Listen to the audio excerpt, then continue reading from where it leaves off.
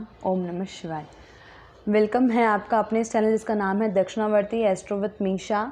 आज मैं आपके लिए कोई ज्योतिष की कक्षा नहीं लाई हूँ, सिर्फ एक ज्योतिष की बहुत ही छोटी सी रेमेडी लाई हूँ उन लोगों के लिए जो बार बार कामों में विफलता पा लेते हैं या जिनके काम 99 तक आते आते बन जाते हैं, बिगड़ जाते हैं, या जिनके काम पूरे नहीं हो पाते, या जिनका एक चित्त नहीं होता। कई बार आपने इन लोगों से कई लोगों से सुना होगा कि मैं कोई काम तो शुरू करता हूँ लेकिन पूरी कंटिन्यूटी नहीं बन पाती उस चीज़ में, और मैं शुरू तो कर लेता हूँ लेकिन 99 पे आकर वो 100 पर काम बिगड़ जाता है, या मुझे लगता है मेरा वो काम होने वाला है लेकिन वो बनते बनते रह जाता है।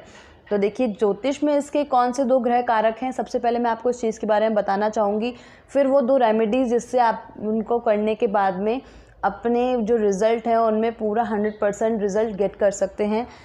तीसरा जो है दोस्तों, देखिए बहुत छोटी और बेसिक सी चीज़ होती है, आपका जो मन होता है, मन किसी भी चीज़ को कार्य करने के लिए उसमें दृढ़ता दिखाइए। ज्योतिष से भी ज़्यादा अगर प्रैक्टिकली अगर मैं बात करूँ, देखिए अगर आप दृढ़ संकल्प लेके यानी इतना बहुत ज़्यादा डिटरमाइन होकर किसी काम को नहीं करते हैं तो निश्चित मानिए वो काम आपके अधूरे रह जाते हैं।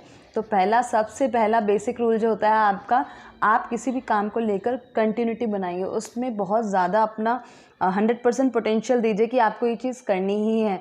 इससे क्या होता है, आपके ग्रह भी जो होते हैं कारक चीज़ों की तरह काम करते हैं। लेकिन कई लोग ऐसे भी होते हैं, ठीक है हम इतना भी करते हैं ऐसा नहीं हो पाता, तो आइए उन लोगों के बारे में बात करते हैं।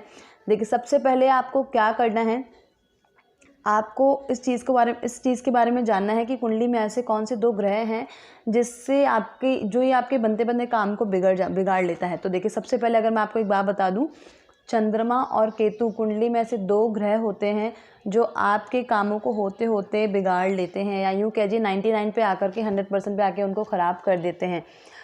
यानी आपकी कुंडली में कहीं ना कहीं केतु और चंद्रमा पीड़ित हैं या प्रभावित हैं, इसीलिए आपके कामों में निष्फलता मिलती है आपको, या आपको लगता है मेरे काम तो पूरे हो जाएंगे लेकिन अंत में वो क्या होता है, पूरे वो काम नहीं कर पाते हैं।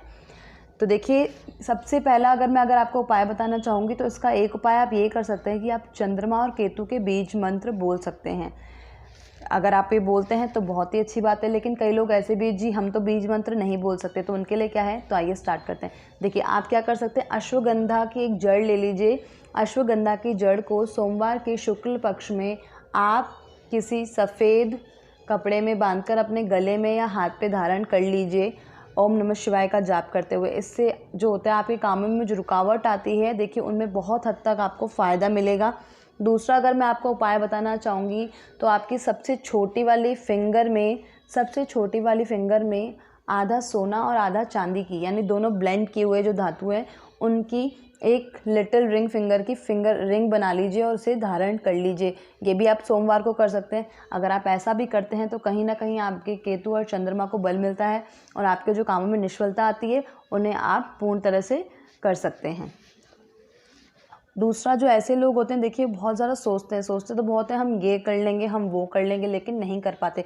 तो सबसे अच्छी चीज़ क्या होती है, आप अपने मन को व्यस्त रखिए, आप अपने आप को कहीं ना कहीं व्यस्त रखिए। देखिए, चंद्रमा मन का कारक होता है और केतु की कोई दिमाग नहीं होता, वो भावनाओं से चलता है, क्योंकि क्या होता है, केतु नीचे का हिस्सा होता है। आपको पता ही होगा राहु और केतु की स्टोरी के बारे में। तो अगर आपका मन कहीं नहीं लगता तो सबसे बड़ी चीज़, अपने आप को बिजी रखिए। ऐसे लोगों को कभी भी फ्री नहीं रहना चाहिए जिनकी कुंडली में चंद्रमा पीड़ित है। अगर आप अपने काम को करते हैं, करिए, चाहे कैसे करिए, एक बार विफल होंगे, दूसरी बार कीजिए, तीसरी बार कीजिए, कहीं ना कहीं आपको सफलता मिलेगी। केतु क्या होता है, हमें भावनात्मक तरीके से कमजोरी दिखाता है। केतु देखिए जिस स्थान पर बैठता है उस स्थान की तड़प हमें जरूर देता है। अगर भाग्य स्थान पर होगा तो आप और पीड़ित है तो आपको भाग्य संबंधित परेशानियां दे सकता है। अगर मैं तृतीय भाव में कह दूँ बैठा है तो देखिए आपके पराक्रम में कहीं ना कहीं कमी तो छोड़ेगा ही छोड़ेगा। तो इसलिए आप क्या करिए, सबसे पहले तो एक्टिव रहिए, अपने देखिए जो सोचने की क्षमता है उसको कम कीजिए। काम अगर सोचते हैं तो उसको वर्क करके दिखाइए सोचने की बजाय, क्योंकि कई बार क्या होता है, ऐसे लोग सिर्फ सोचते रह जाते हैं, वर्क प्लेस पे उसको इम्प्लीमेंट नहीं कर पाते हैं।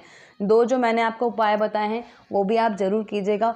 उम्मीद है आपको आज की वीडियो बहुत अच्छी लगी होगी, और अगर आपको ये वीडियो अच्छी लगती है दोस्तों तो please do like, comment, share and subscribe, ताकि ये छोटी मोटी जानकारी ज्योतिष की आगे सब तक पहुंच पाए और उन लोगों के लिए जिनके काम नहीं बनते हैं उनके भी आपके साथ साथ बनने लग जाए। तब तक के लिए प्रणाम। ओम नमः शिवाय।